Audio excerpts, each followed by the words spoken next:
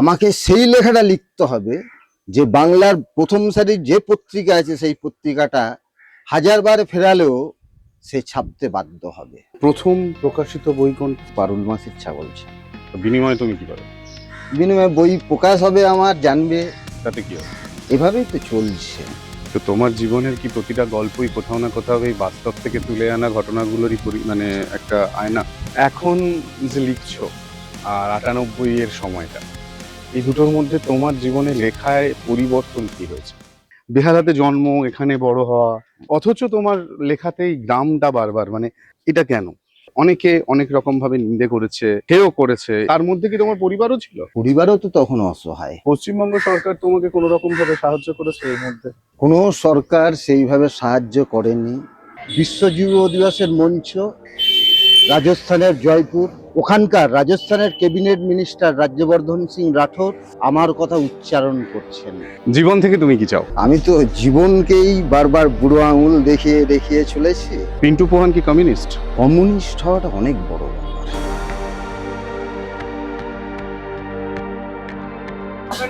দাদা, ওই পিন্টু পোহানের চা দোকান, মানে পানের দোকান।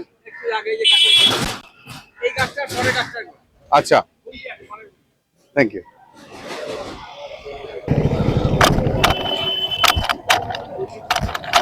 পিন্টু দা,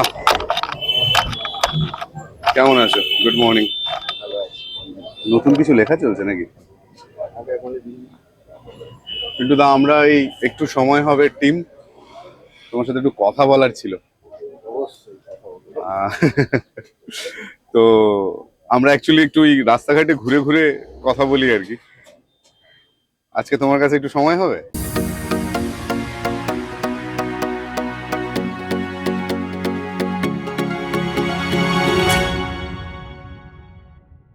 আমি কৃতজ্ঞ সাংবাদিকদের কাছে যারা আমার এই লড়াইয়ের কথাটা তুলে ধরেছে। বিশ্ব যুব দিবসের মঞ্চ রাজস্থানের জয়পুর, ওখানকার রাজস্থানের ক্যাবিনেট মিনিস্টার রাজ্যবর্ধন সিং রাঠোর দেশের যুব সমাজের প্রতি প্রেরণামূলক উদাহরণ রাখতে গিয়ে আমার কথা উচ্চারণ করছেন। বলছেন, কলকাতার পিন্টু পোহানকে চেনেন? তারপর সেই ভিডিওর সূত্র ধরে রাজস্থানের অনেক পত্রপত্রিকা চ্যানেল ঘাঁটলাম, দেখলাম সব জায়গায় আমার কথা, আমার ছবি। এই সুইমল, একটু দোকানটা দেখ, ঘুরে আসি। আমরা 5 মিনিটে চলে আসছি, চিন্তা নেই। 5 মিনিটের একটু বেশি লাগবে কিন্তু দাদা। না হলে থাকবে না, 5 মিনিট বলতে হবে। ও আচ্ছা, তুমি লেখা শুরু করলে কবে? ছেলেবেলা থেকেই লিখতাম। প্রথম কত বছর বয়সে কবিতা লিখেছো মনে আছে? ক্লাস 3 করে যখন পড়ি তখন কবিতা, মানে কবিতা তখনের মতো লিখেছি কবিতা, মানে তখন থেকেই আগ্রহটা জন্মায়। প্রথমে কবিতা লিখেছো? হ্যাঁ, কবিতা। আসলে বিষয়টা অন্যের চোখে আমার মূল্য কি, অন্য আমাকে কতটা ভালো বলবে, এটা তো আমার ছোটবেলা থেকেই আমাদের মধ্যে থাকে। সেই জন্যই দেখা যায় যে আমি একটা কবিতা লিখি, স্যারেরা ভালো বলবে, বাড়ির লোকে ভালো বলবে, দাদা ভালো বলবে, দিদি ভালো বলবে, এইভাবে চলে আসে। তুমি যখন প্রথম কবিতা লিখলে বাড়ির লোককে দেখিস? হ্যাঁ, দেখিয়েছিলাম। এবারে যেটা হয়, হাসাহাসি করলো কিছু। রেখেছো সেই কবিতা? না, একদমই রাখিনি। শুধু ওই সময়ের না, মানে ক্লাস 11-12-এ পড়ার সময় যা লিখেছি, এমনকি পরবর্তীকালেও, মানে লেখাটা লিখলাম আজকের ধরুন 5 মাস পরে পড়লাম, 6 মাস পরে পড়লাম, যদি ভালো না লাগে ফেলে দিই। মানে আমি যত গল্প লিখেছি তার 3 ডবল গল্প বাতিল করেছি। এটা হচ্ছে সিরিয়াসনেস, লেখার প্রতি সিরিয়াসনেস। আমি লেখক হব, এই স্বপ্নটা ওই সময় ক্লাস 4-এ যখন পড়ি তখনই মনে হয় জন্ম নিয়েছে। তার আগেরটা কি, একটা গরিব দারিদ্র সীমার নিচে বাস করা একটা ছেলে, অন্যরা স্বাভাবিকভাবে যেটা পায় না, সে সেই বাস্তব থেকে পালাবার জন্য বইয়ের কাছে যাচ্ছে। আবার সে কি চাইছে, যে আমি এমন একটা কাজ করব অন্যরা ভালো বলুক, সে কবিতা লিখছে, লেখার চেষ্টা করছে, আরেকজনকে দেখাচ্ছে, দেখা যাচ্ছে সে তাকে নিয়ে হাসাহাসি হচ্ছে, তখন সে বুঝতে পারলো না কিছু হয়নি, তাহলে এটা না করে অন্য কি করা যায়। কিন্তু ওই যে ক্লাস 4-এ ওই একটা বই পড়ে খুব আনন্দ পাওয়া এবং ওই নিজের কাছেই যেন একটা কথা দেয়া যে আমিও বড় হয়ে আমিও লিখবো, আমার লেখা পড়ে অন্যরা আনন্দ পাবে। ওটা সম্ভবত আমার মনে হয় ক্লাস 4-এই শুরু হয়। তোমার বড় হওয়া কি এখানে এখানে বেহালাতে? তখন এখানে বাড়িঘর কোথায়, চারিদিকে ধান চাষ হচ্ছে, জলা জঙ্গল পুকুরে ভর্তি। এটা মনে আছে আমাদের, যে তখন আমাদের বড় ভরসা ছিল ওই ডোবা পুকুরের মাছ আর জলার শাক। আমাদের মতো গরিব মানুষের তখন খুব ভরসা এগুলোর উপর। তুমি যেতে ধরতো? আমরা তো তাই করেই সারাদিন কাটতো আমাদের, এই কাঁকড়া ধরা। ক ভাই বোন তোমরা? আমরা 4 ভাই 1 দিদি। চা খেয়ে যাবে একটু? না মানে আমাদের ঢোকার তো কোনো প্ল্যান নেই, আমি জাস্ট বাড়িটা দেখাচ্ছি। 5 মিনিট সময় লাগবে, বেশি সময় নেব না, আসলে। আরে টুক করে একটুখানি চা খেয়েই আমরা বেরিয়ে যাবো আবার। আচ্ছা, এইগুলো সব হ্যাঁ, বিভিন্ন জায়গা থেকে পাওয়া যায়। এক সেকেন্ড। ওকে। তাহলে এখান থেকেই তোমার জার্নি শুরু। তখন কি মানে বাড়ি কিরকমই ছিল? বাড়ি নাকি পরে তোমরা করেছো? আমাদের তখন দুটো মাত্র ঘর ছিল, চালিয়ে বাড়ি। উচ্চ মাধ্যমিক পাস করার পর 1998-এ 1998 তখন দোকানটা দিই, ফুটপাতে পানের দোকানটা দিই। তারপর ওই পানের দোকানে বসেই লেখালেখি পড়াশোনা শুরু হয়ে গেল। সারাদিন ওই দোকানে বসে দোকানদারি চলছে, তার পাশাপাশি লেখালেখি চলছে। আমি কখনো একটা লাইন ওই 1998-এর পর থেকে আজ পর্যন্ত একটা লাইন ঘরে বসে লিখিনি, বা একটা বই ঘরে বসে কিন্তু পড়িনি। যা হয়েছে ওই দোকানদারি করতে করতেই, ওই দোকানে বসেই পড়াশোনা আর লেখালেখি। দেখতে দেখতে 28 বছর হয়ে গেল এভাবে ফুটপাতে বসে লিখছি আর পড়ছি। কলেজে ভর্তি হয়েছিলাম, কলেজেও আর যেতে পারলাম না। তখন দুবেলার ভাতের চিন্তা করব নাকি পড়াশোনার চিন্তা করব, সেই ফিরে তুমি যখন এসেছিলাম। এইচএস করে ফেলেছিলে তো তুমি টিউশন পড়াওনি? 5 জন দেখছে, এ তো মাটি বয়, এ তো রাজমিস্ত্রির জোগাড়ের কাজ করে, এ তো বাজারেই দোকান দেয়, এর উপর ভরসা করে আমি আমার ছেলে মেয়েকে ছেড়ে দেবো, ছেলে মেয়ের ভবিষ্যৎ ছেড়ে দেবো? এটার তো ফেস করতে হয়েছে মারাত্মক ভাবে। আমি বললাম না যে টিউশনও পড়িয়েছি, কিন্তু কিরকম টিউশন আসতো, মাসে 30 টাকা 50 টাকা দেবে।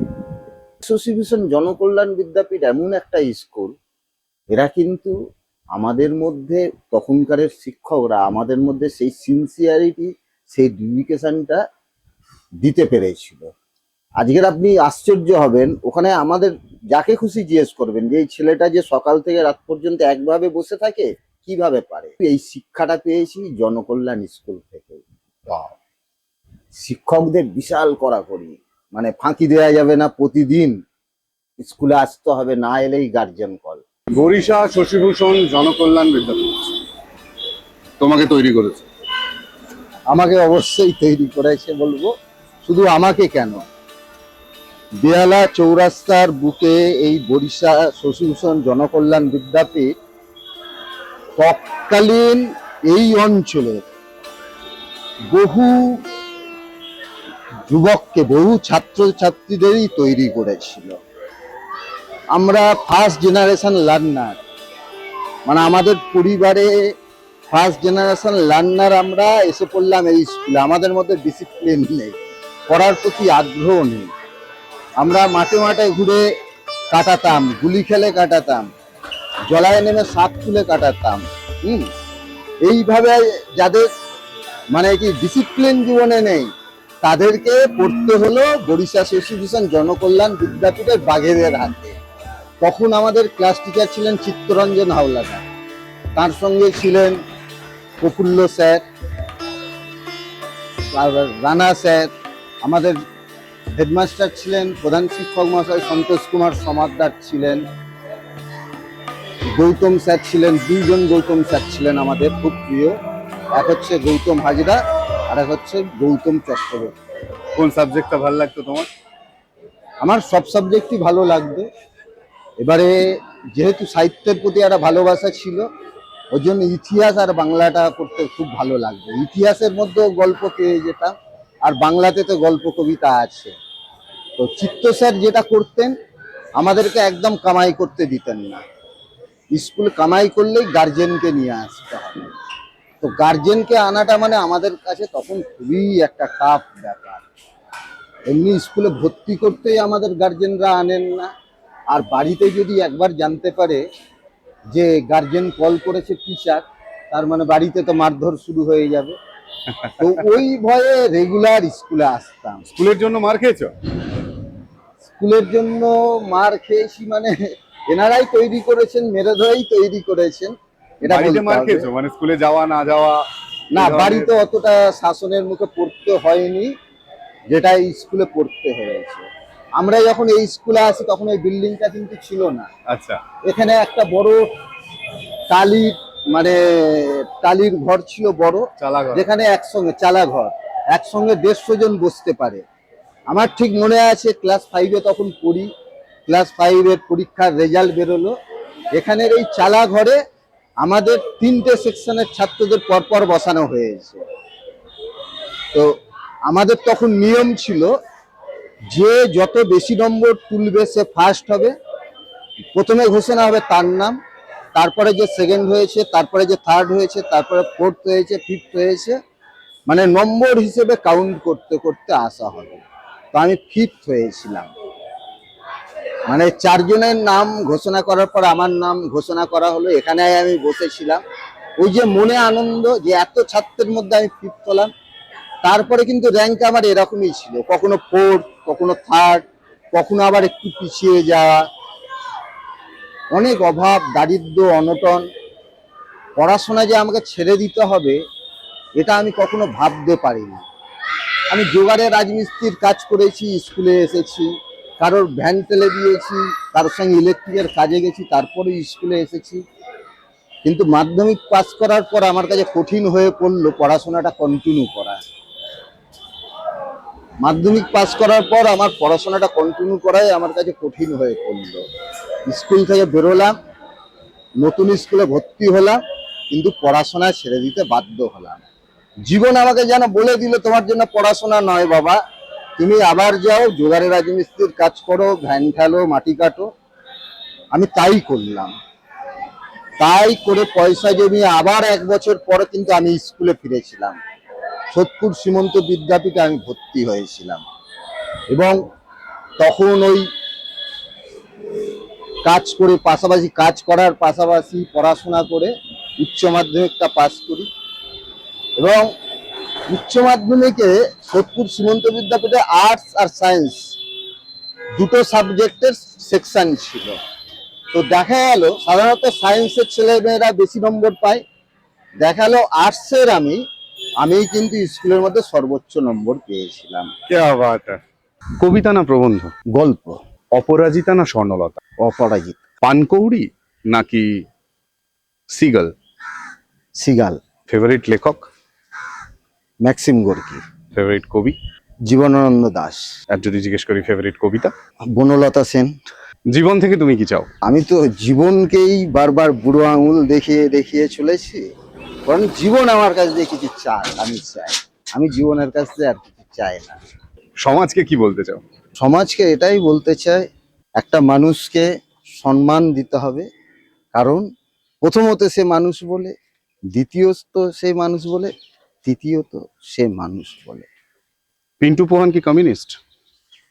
কমিউনিস্ট হওয়াটা অনেক বড় ব্যাপার। কমিউনিস্ট নামের কোনো দলে ঢুকলেও একটা মানুষ কিন্তু কমিউনিস্ট হতে পারে না। সংস্কৃত না বাংলা?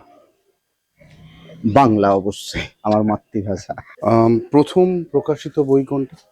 আমার প্রথম প্রকাশিত বইয়ের নাম পারুল মাসির ছাগলছানা। আর তারপর থেকেই বাচ্চাদের জন্য লেখা নাকি তার আগের থেকেও? বই অনেক পরে প্রকাশিত হয়েছে।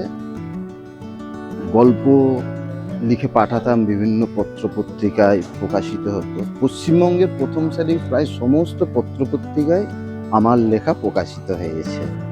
তো আমার আলোচিত গল্পগুলো বেশিরভাগই ছোটদের জন্য যা লিখেছে সেগুলোই বেশি আলোচিত হয়েছে। সেজন্য অনেকেই মনে করে যে আমি ছোটদের জন্যই লিখি। আর বিষয়টা তা নয়, কিন্তু এক সময় এসে দেখলাম প্রায় 2000-এর বেশি লেখা আমার বিভিন্ন পত্রপত্রিকায় জমা হয়ে রয়েছে।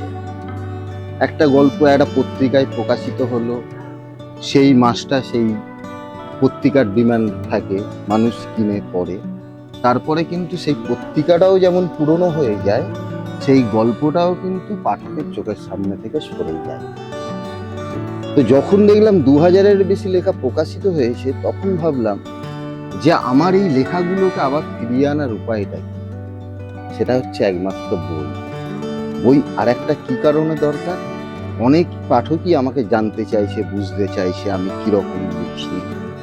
আচ্ছা, এই যে লেখা প্রকাশিত হয় এটাতে কোনো মানিটারি বেনিফিট পাওয়া যায়? সব পত্রিকা দিতে পারে না।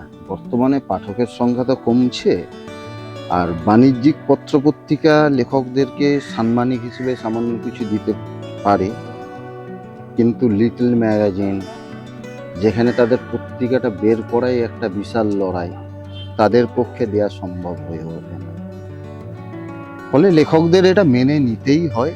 আমি শুধু না, বড় বড় লেখকরাও এটাই মেনে নেয় যে লিখে রোজগার করা যাবে না, লেখাটা ভালোবাসার জন্য, সাধনার জন্য লেখা। এটা বড় বড় লেখকরাও মেনে নেয়। সেই জন্যই তুমি দোকানটা এখনো বাড়ি। দোকানটা আমাকে বাঁচিয়ে রাখে, ভাতটার জোগাড় দেয়, আর আমি সাহিত্যকে যোগান দিই আমার সময়টা। মাস্টার্স কমপ্লিট করার পরে তোমার মনে হয়নি অন্য কিছু করি? একটু এদিকটা দাঁড়ায় ছায়া আছে। মাস্টার্স কমপ্লিট করার পরে তোমার মনে হয়নি যে অন্য কিছু ট্রাই করব? বা এবারে 2000-এর পরের ঘটনা বলছি। 1998-এ দোকানটা দিই, তারপরে দোকানে পড়াশোনা শুরু করি। এবারে যখন 2000-এর পর থেকে বাংলার প্রথম সারির বিভিন্ন পত্রপত্রিকায় আমার লেখা প্রকাশিত হতে শুরু করলো, বিভিন্ন মানুষজনের কাছে যেতাম একটা চাকরির জন্য। সব মানুষই চায় একটু বেশি রোজগার করতে, কারণ আমার লেখার জন্য তো অবসর প্রয়োজন। আমি তো খুব প্রাণ খুলে বলছি, দেখো আমি লড়াইটা চালিয়ে যাচ্ছি, কিন্তু এখানে প্রতিটা মুহূর্তে আর একটা, এই লড়াই আর একটা জিনিস কেড়ে নিচ্ছে, সেটা হচ্ছে সময়। এই আমি একটা লাইন লিখছি, খদ্দের চলে এলো, খদ্দেরটাকে সামলালাম, তারপর দেখলাম আমার মাথা থেকে আউটই হয়ে গেল আমি কি ভেবে লাইনটা লিখেছিলাম। ফলে আবার প্রথম থেকে শুরু করা হচ্ছে। দেখা যাচ্ছে 24 ঘন্টা একেবারে সমস্ত প্রাণ শক্তি নিয়ে আমি যে লাফিয়ে পড়লাম, দেখা গেল দিনের শেষে আমি হয়তো 6-7টা লাইনই লিখতে পেরেছি, বা অনেক এই লড়াইটা চালিয়ে দিনের শেষে একটা বই পড়তে পারলাম। তো বিভিন্ন মানুষের কাছে যেতাম, কেউ বলতো তুই তো উচ্চ মাধ্যমিক পাস করেছিস, এই একাডেমিক কোয়ালিফিকেশনে হবে না, চাকরি বাকরি কিচ্ছু হবে না। কেউ বলতো আমাদের পত্রিকায় নিয়ে নিতাম তোর যদি ব্যাচেলার ডিগ্রিটা থাকতো। এই যে আমি bachelor degree, master degree complete করলাম, তার পিছনে কিন্তু এই ফ্যাক্টরগুলোও কাজ করেছে। যারা মনের মধ্যে আশা ছিল, এই তো বিভিন্ন পত্রপত্রিকা আমার লেখা বেরিয়েছে, ব্যাচেলার ডিগ্রি করে নিয়ে, মাস্টার ডিগ্রি করে নিয়ে তারপর ওদের সামনে দাঁড়ালে ওরা নিশ্চয়ই একটা ব্যবস্থা করবে। কিন্তু তারপরে যখন বাংলায় স্নাতক করলাম, তারপর বাংলায় মাস্টার ডিগ্রি করলাম, গেলাম তাদের কাছে, আমি সেরকম কিন্তু কোনো সাহায্য বা সহযোগিতা পাইনি। এমনও অনেকে মানুষ আছে, তারা ডেকেছে দিনের পর দিন, তারা কখনো ভাবার চেষ্টা করেনি যে এই মানুষটা যে দোকান বন্ধ করে আসবে এর কতটা ক্ষতি হতে পারে। যার দিন আনা দিন খাওয়া মানুষ, একটা দিনের রোজগার তার সরে গেলে তাকে অন্য দিনগুলোর লড়াই তার কত কঠিন হয়ে যেতে পারে। অবলীলায় তারা ডাকতো আর আমিও যেতাম। এমনও হয়েছে আমাকে অফিসের বাইরে বসিয়ে রেখেছে ঘন্টার পর ঘন্টা, বলছে যাচ্ছি যাচ্ছি যাচ্ছি করে, তারপর বিকেলে এসে বলছে আজকের কাজটা হলো না, তুমি কালকের আসো। পশ্চিমবঙ্গ সরকার তোমাকে কোনো রকম ভাবে সাহায্য করেছে এর মধ্যে? কোনো সরকার সেইভাবে সাহায্য করেনি। 2026-এর বিধানসভা নির্বাচনের আগে তৎকালীন মুখ্যমন্ত্রীর দপ্তর থেকে আমাকে ফোন করা হয়েছিল। আমার কাজ, আমি কি চাই এ সম্পর্কে জানা হয়েছিল। সেখানেও আমি একটা পরিষ্কার কথাই বলেছি, আমি চাই আমার এই 27 বছরের লড়াইয়ের স্বীকৃতি। কোথাও চলছে স্বজন পোষণ, কোথাও চলছে নিজস্ব লবি মেনটেন। কিরকম সেই স্বজন মানুষটা, পোষণ বলতে তোমাকে আহ এরকম অনেক পত্রিকা আছে আপনাকে বলতে পারি, সেখানে দেখা যাচ্ছে আমি গল্প নিয়ে গিয়েছি, সেখানে আগেই বলে দিল যে আমরা বাইরের লেখা নিই না। লেখা আবার বাইরের ভেতরের কি? বাইরের ভেতরে মানে আমন্ত্রণমূলক লেখা ছাড়া আমরা নিই না।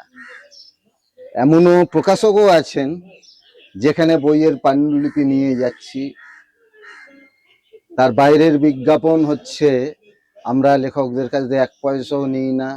ওখানে গিয়ে শুনলাম বিশেষ কয়েকজন লেখকের কাছ থেকে ওনারা 1 পয়সাও নেন না, বাকিদের কাছ দিয়ে নেন। মানে তোমার লেখা ছাপানোর জন্য তোমাকে তাদের পয়সা দিতে হবে? হ্যাঁ, তো বিনিময়ে তুমি কি পাবে? বিনিময়ে বই প্রকাশ হবে, আমার জানবে, তাতে কি হবে? এভাবেই তো চলছে। তো দেখো, পৃথিবীতে প্রতিটা মানুষের নিজস্ব কিছু কষ্ট আছে, নিজস্ব কিছু জীবনের ধরন আছে। যেরকম তুমি বললে যে তুমি বিলো পভার্টি লাইনে তোমার জন্ম, তুমি সেখান থেকে তোমার স্ট্রাগলটা করছো। প্রচুর মানুষ আছে যারা শেডের নিচে থাকে, ওভারব্রিজের নিচে থাকে, তাদের এক রকমের কষ্ট, তাদের এক রকমের জীবন। এই কষ্টগুলো কি তোমার লেখাকে এফেক্ট করে না? কষ্টগুলো লেখাকে এফেক্ট করে, অবশ্যই করে। ধরুন আমি একটা পাণ্ডুলিপি নিয়ে এক প্রকাশকের কাছে গিয়েছি, তিনি প্রথমেই আমার চেহারা দেখে বাতিল করে দেয়, "এই, না না, দেখবো না দেখবো না।" কিন্তু তারপরে পাণ্ডুলিপিটা যখন ওনাকে এর কাছে জোর করেই রাখা হলো, উনি পড়লেন, দেখা হলো পড়ার পরে উনি একেবারেই চেঞ্জ হয়ে গেলেন। তারপরে উনি আমাকে ডাকলেন, ডেকে সম্মানের সঙ্গে বসালেন। এই যে একটা অভিজ্ঞতার সম্মুখীন হলাম, এটা আমাকে কিন্তু একটা গল্প উপহার দিয়েছিল। গল্পটার নাম হচ্ছে বাঘের মালিক। বাঘের মালিককে ফিঙের মতো দেখতে একটা রোগা লিগলিকে লোক, মানে যাকে 10 মাইল দূর থেকেও দেখা যাবে যে বুকের পাঁজর গোনা যাবে যার, এরকম একটা তেলচিটে একটা গামছা কোমরে জড়িয়ে থাকে, কিন্তু সে একটা বাঘকে কিন্তু ডমিনেট করতে পারে। তো আমার তখন ওই লোকটার, ওই প্রকাশকের ব্যবহার দেখে আমার যেটা মনে হয়েছিল, কখনো কখনো আমরা ওই বাঘের মালিকেরই স্বরূপ। আর একটা গল্প হচ্ছে মেয়েটা কিন্তু তুই বলেনি। একটা গাড়ি যাচ্ছে রাস্তা দিয়ে, আমার চোখের সামনেই যাচ্ছিল, ঠিক আছে, এবারে একটা লোক কারখানা থেকে বেরিয়ে সাইকেল নিয়ে যাচ্ছেন, লোকটার খুবই দুস্থ অবস্থা দেখে বোঝা যাচ্ছে। তো কোনো কারণে গাড়িটা, বড় গাড়িটার সামনে সাইকেলটা আসার কারণে ড্রাইভার বিরক্ত, ওর প্যাসেঞ্জার বিরক্ত, ওনারা একটা খুব খারাপ কথা বললেন তার আর্থিক অবস্থাকে তুলে। তখন ওই লোকটা এবারে রেগে গেছে, গরিব খেটে খাওয়া মানুষটা, তাকে আমরা তখন বোঝালাম, ঝামেলাটা মেটানোর জন্য আমরা বোঝালাম, না না, আপনাকে ওটা তো বলেনি। তো সেই যে অভিজ্ঞতা, সেটা দিয়ে একটা গল্প তৈরি হলো, মেয়েটা কিন্তু তুই বলেনি। তো তোমার জীবনের কি প্রতিটা গল্পই কোথাও না কোথাও এই বাস্তব থেকে তুলে আনা ঘটনাগুলোরই মানে একটা আয়না, নাকি তুমি ফিকশন চিন্তা ভাবনা, মানে কল্পনা শক্তি দিয়েও তুমি লেখো? মানে প্রত্যেকটা গল্প, অবভিয়াসলি কল্পনা তো থাকবেই, সেভাবেই একটা লেখক লেখে, কিন্তু তার অনুপ্রেরণা যেটাকে বলে, তো সেই অনুপ্রেরণার জায়গাটা কি তোমার অনুপ্রেরণাটা চলতে চলতে একটা শব্দ খুঁজে পাওয়া, একটা গল্পের একটা লাইন খুঁজে পাওয়া, তারপরেই সেটাকে বাড়িয়ে চলা। আমার একটা কবিতায় যেটা, যে একটা জীবন চলে যায়, মানে একটা মানুষ 50 বছর পর্যন্ত অনেক গাধার মতো খাটলো, খেটে কোনো রকমে একটা ঘর তৈরি করেছে, দুবেলার ভাতের নিরাপত্তা এনেছে, সবাই প্রশংসা করছে, দেখেছো লোকটা পরিশ্রমের যে বিকল্প নেই লোকটা বুঝিয়ে দিয়েছে। কিন্তু সেই লোকটা যখন পিছন ফিরে দেখছে যে এইটুখানি সামান্য দুবেলা ভাতের নিরাপত্তা আর একটা মাথায় একটা ছাদ আনতে আমার জীবনটা চলে গেল। এখন যে লিখছো আর 98 এর সময়টা, এই দুটোর মধ্যে তোমার জীবনে লেখায় পরিবর্তন কি হয়েছে? আমার লেখার ব্যাপারে বলছি, 98-এর পর থেকে যখন লেখা শুরু করি, লিখতাম আর পাঠিয়ে দিতাম, লিখতাম আর পাঠিয়ে দিতাম বিভিন্ন পত্র পত্রিকায়। আচ্ছা। কিন্তু 2005-06 পর থেকে যেটা হলো এটা বন্ধ করলাম কারণ যেটা হতো লেখা তো পাঠিয়ে দিলাম, তারপরে সেই লেখাটাই 5 মাস পরে যখন নিয়ে বসলাম দেখছি ইস, এত কাঁচা হাতের লেখাটা আমি পাঠিয়ে দিয়েছি। তখন কিন্তু করতাম এটা কন্টিনিউ, এসব বোঝার পরেও করতাম। 2005-06 পর থেকে নিজেকে আমি গোটাতে শুরু করলাম। কথাগুলো বলছিলে একটু আগে যে আমার ইতিহাস পড়তে বেশ ভালো লাগতো, স্কুলের ব্যাপারটা যখন আমরা আলোচনা করছিলাম, ইতিহাস সাহিত্য। তো তুমি নিজে নন ফিকশন লেখো, ঐতিহাসিক কিছু লেখা? বর্তমানের মধ্যে দিয়ে হাঁটতে হাঁটতে সেই বর্তমান অতীতকে তুলে আনা, এটা করতে খুব মানে ভালোই লাগে, আনন্দই পাই করে। আমার একটা গল্প এই কিছুদিন আগে এক পত্রিকায় বেরোলো, গল্পটার নাম আজকে পিঠের বাড়ি। হুম। সেটা একটি গ্রামের একটি পরিবারকে নিয়ে, মানে প্রায় 200 বছর সেই পরিবারটা ওই গ্রামে বাস করছে, তাদের পূর্বপুরুষরা কোথা থেকে এলো, তারপরে যারা ওই পুরো গ্রামটা ছিল ওদের, ওরা বলতো যে এখানে হাঁটতে হলেও আমাদের জমি থেকে হাঁটতে হবে, তারপরেই কিভাবে তারাও হয়ে গেল, মানে একটা ঘরে সীমাবদ্ধ হয়ে গেল, পরিবারের লোকজন ছড়িয়ে পড়লো। তোমার একটা লেখা একটা নাম, তোমার নামগুলো খুব ইউনিক ইউনিক, আমার খুব ইন্টারেস্টিং লাগলো। একটা ছিল আলতাবুড়ি পান্তাবুড়ি। আন্তাবুড়ি পান্তাবুড়ি এমন একটা বই যেটা 3 বছরের বাচ্চারও ভালো লাগবে আর 93 বছরের বয়স্ক মানুষেরও ভালো লাগবে, এটা আমি গ্যারান্টি সহকারে বলি। আর পান্তাবুড়ির বোন আন্তাবুড়ি একটা গ্রামে থাকতো, সেই গ্রামে সে মাদুর বুনতো সারাদিন আর গুনগুন করে গান গাইতো। একদিন তার মাদুর চুরি হয়ে যাবে, সেই মাদুর উদ্ধার করতে তার মানে দৌড়, সঙ্গে সংঘর্ষ। আনুষঙ্গিক চলাও আনুষঙ্গিক গল্প।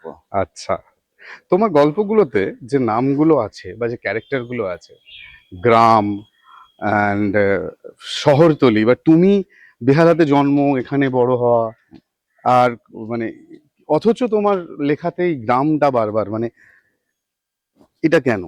একটা মানুষ মাদুর বুনছে, মানে তুমি বেহালাতে দাঁড়িয়ে কটা মানুষকে মাদুর বুনতে দেখেছো আমি জানি না, কিন্তু এটা কোথাও মেদিনীপুরি একটা ঘরানা, একটা কালচার, সেটা তুমি এখানে বসে লিখছো। আমি সশরীরে এখানে অবস্থান করলেও আমার মন চায় কোথাও মাটির ঘরে গিয়ে বসতে, উদ্দেশ্যহীনভাবে মাঠে ঘাটে ঘুরে বেড়াতে, খেতে খামারে গিয়ে দাঁড়াতে, গাছের তলায় গামছা পেতে শুতে। তো সশরীরে যেতে পারি না, সেজন্যই মনে হয় কল্পনাটাকে এত দূর পর্যন্ত দৌড় করায়। সেখানে আমি ওই মাদুর বুনতেও দেখি, মাছ ধরতেও দেখি। তুমি একটু আগে তোমার একটা কথা বলছিলে যে অনেকে অনেক রকম ভাবে নিন্দে করেছে বা হেও করেছে, এই পাগলামিটা, অনেকে পাগলামির কথা বলেছে। তো আহ, তার মধ্যে কি তোমার পরিবারও ছিল, নাকি পরিবার সবসময় সাপোর্ট করেছে? পরিবারও তো তখন অসহায়, পরিবারই তো আমার দিকে তাকিয়ে আছে, যে পরিবারটাকে পথ যদি কেউ দেখাতে পারে এই ছেলেটাই দেখাতে পারে।